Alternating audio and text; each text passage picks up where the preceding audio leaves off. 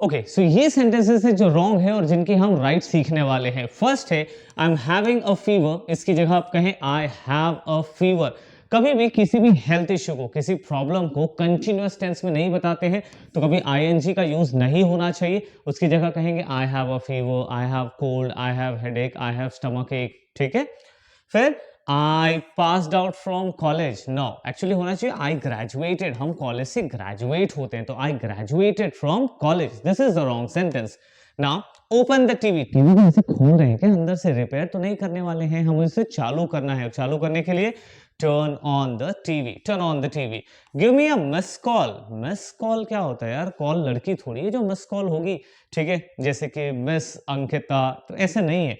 आप उसे कहेंगे give me a missed call, actually this is the right one, missed call. ठीक है, now he is my old friend, इसकी जगह कहेंगे he is my childhood friend, childhood friend. ठीक है, ओल्ड नहीं होता, कैसे पुराना बूढ़ा फ्रेंड तो नहीं है ना, वो क्या है, बचपन का दोस्त है, तो चाइल्डहुड फ्रेंड हम कहेंगे। ठीक है, now this one I didn't knew, आप डिड भी पास्ट में लगा रहे हैं, न्यू भी पास्ट में है, तो डबल पास्ट एक ही सेंटेंस में नहीं होना चाहिए।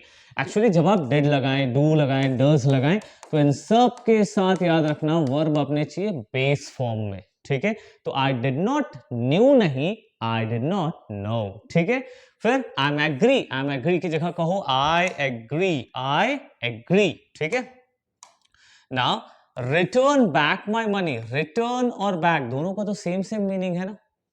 ठीक है, तो रिटर्न और बैक एक साथ यूज नहीं करते, उसकी जगह कहेंगे return my money, return my book, return my pen. ठीक, फिर I am looking forward to meet you, no I am looking forward to meeting you, वो थोड़े टाइम तक चलता रहेगा, तो टू मीट यहां पर एक्चुअली गलत होता है। हम नॉर्मली टू के साथ वर्ब का बेस फॉर्म लगाते हैं, बट कुछ कंडीशंस है जहां पर हम आईएनजी फॉर्म लगाते हैं, and that is one of, this is one of them. ठीक है, he is very much tired, no he is very tired, ये very और much दोनों का सेम ही मतलब होता है, तो why to add two words together which do not relate to each other, तो उसकी जगह हम कहेंगे he is very tired। now next is today morning। ठीक है, टुडे मॉर्निंग नहीं होता, एक्चुअली उसकी जगह हमें कहना है this morning. She is my real sister, real sister क्या होता है, फेक सिस्टर भी होती होगी, फिर नहीं होती ना। So she is my sister, एक नॉर्मल सा सेंटेंस बनाओ, she is my sister. Okay, now next is more better, नहीं होता भैया, बेटर होता है। मोर और बेटर दोनों के दोनों कंपैरेटिव फॉर्म में है, दो कंपैरेटिव एक साथ, मोर स्मॉलर नहीं होता है, उसकी जगह कहो स्मॉलर बेटर। ठीक है, I came to office by walk, no I came to office on foot, पैरों पर ही आ गया हूं। ठीक है, तो by walk करते हुए नहीं, कहेंगे I came to office on foot। Let's meet on next Monday, no let's meet next Monday, वहां पर on की जरूरत ही नहीं है। ठीक है, तो नॉर्मल सा without on, this on word is wrong here, so avoid this and use the sentence like this only, let's meet next Monday।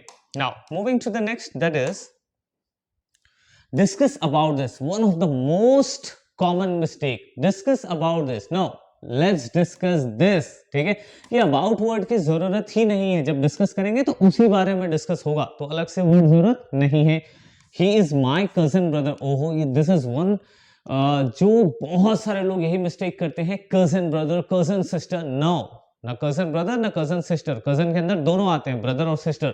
So he is my cousin या शी इज माई कजन, ही कहोगे तो mail के लिए हो गया, और she कहोगे तो फीमेल, फीमेल सिस्टर होगी, मेल बॉय होगा, सॉरी ब्रदर होगा। Order for a pizza, no order a pizza, order for की जरूरत नहीं है, पिज्जा के लिए ऑर्डर नहीं कर रहे हैं, पिज्जा ही ऑर्डर कर रहे हैं, so order a pizza, order a cold drink, तो इट्स अप टू यू। ठीक है, my house is back side of the mall, know my house is behind the mall, back side क्या होता है यार, बिहाइंड होता है, उसके लिए करेक्ट प्रपोजिशन हमने पढ़ा है ना। ठीक है, now I am going to my native place, no I am going to my home town, native place that word doesn't suit here, so उसके जगह हम क्या यूज करेंगे, होम टाउन यूज करो, साउंड्स बेटर। ठीक है, now next is he is very much happy, फिर से वही वेरी और मच आ गया होगा, हाँ देख लो वेरी और मच, तो हमें सिर्फ वेरी वर्ड का यूज करना है। I will return back in 10 minutes, return और बैक नहीं होना है, तो होगा I will return in 10 minutes. I am understanding the topic, मैं टॉपिक को समझ रहा हूँ, नहीं मुझे टॉपिक समझ में आ गया, आई अंडरस्टैंड द टॉपिक, यहाँ पर आईएनजी की जरूरत नहीं है, ठीक है।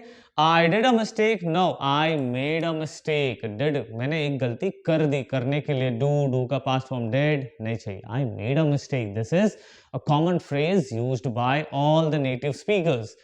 I have a good news, I have a good news, ठीक है। तो यहां पर ये जो ए है that should be removed, I have good news, ठीक है, I have a good news. In English news is uncountable, that is why a नहीं लगाना है वहां पर। I think this is the, no, that's not the last slide. Now next is I met him 2 years before, ठीक है, I met him 2 years ago, ठीक है। हम क्या कर रहे हैं, जब भी हम टाइम के साथ बात करते हैं, वैसे बिफोर और अगो के लिए अगर आपने वीडियो नहीं देखा हुआ है तो इस पर मैंने अलग सा शॉर्ट बनाया, चैनल पर होगा, एक बार थोड़ी सी सर्च कर लो, यू विल फाइंड कि बिफोर और अगो में क्या डिफरेंस है। पर ध्यान क्या रखना है, जब ऐसे बात करोगे तो आप अगो ही वर्ड यूज करोगे, ठीक है। I am thinking to go there, I'm thinking of going there, not to, actually I'm thinking of going there, मैं वहां जाने की सोच रहा हूँ। He does not listens to me, देखो does भी लग गया, s भी लग गया, that should be avoid, he does not listen to, मैंने अभी भी बताया do, does और did जब ये आएंगे तो वर्ब का बेस फॉर्म होना चाहिए, तो इनके साथ अब दोबारा से s लगाने की जरूरत नहीं है। The baby is crying hardly, the baby is crying hard, hard के साथ में अगर एलवाई लगा के अगर आपने उसको एडवर्ब बना दिया तो हार्डली का मतलब ये नहीं कि बहुत तेज रो रहा है, हार्डली का मतलब होता है कभी कभार, ठीक है। तो ये दोनों ही वर्ड का मीनिंग डिफरेंस हो गया, वहां पर हार्ड का मतलब बहुत तेज रो रहा है, हार्डली का मतलब कभी कभार रो रहा है, तो अब ध्यान से यूज करो। I need an advice, no I need some advice, I need some advice, an advice नहीं होता, some advice होता है, ठीक है। देखते हैं और भी है क्या हमारे पास mistakes। Okay, we have reached the end of the slide, so I hope that you are going to use these sentences in your spoken English। अगर तुम्हें आज कुछ एक नया सेंटेंस मिला है, अगर इस वीडियो से तुमने एक भी नया सेंटेंस सीखा है तो प्लीज कमेंट इट डाउन, क्योंकि जब आप कमेंट करेंगे तो मैं ऐसे वीडियोस और बनाता रहूंगा और आप लोगों के इंग्लिश को इंप्रूव करता रहूंगा। आई होप कि आज का ये वीडियो तुम सबके लिए यूजफुल रहा है, अगर ऐसा है तो वीडियो को लाइक कर दो, चैनल को सब्सक्राइब कर दो और शेयर करो उन लोगों के साथ जिनको इसकी जरूरत है। Let's meet on to another video, till then good bye.